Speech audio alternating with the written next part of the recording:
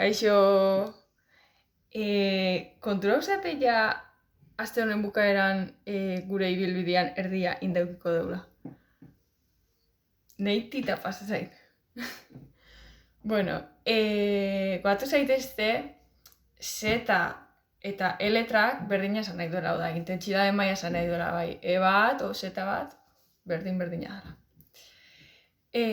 Hasteko, astelenian, palak eta pulak erabiliko ditugu etengabe. Ta ostiralian, horrez gain, aletak erabiliko ditugu, eta hankak landuko ditugu. Ta ostiralian ikusiko zue, jartzeula, 1, 3, 5, 6. Horrek esan nahi du, 6 serietatik, lehenengoa, 3garrena, 5garrena eta 6garrena, hau da, bakoitiak,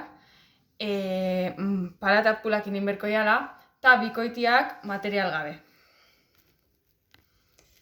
Ta kontuz, bizikleta edagokionez, aste arteko entrenamentuan, ariketak minutuka egin berrian, kilometroka ingo ditugu, ez naztu.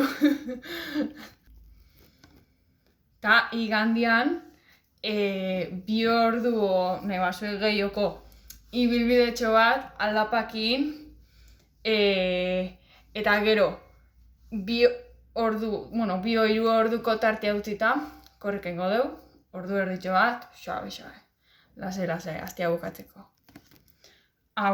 Ta osteguneko korrika saioan, 4 intentsitate mailan, 500 metro aguanta berri dugu, eta hori 6 aldiz.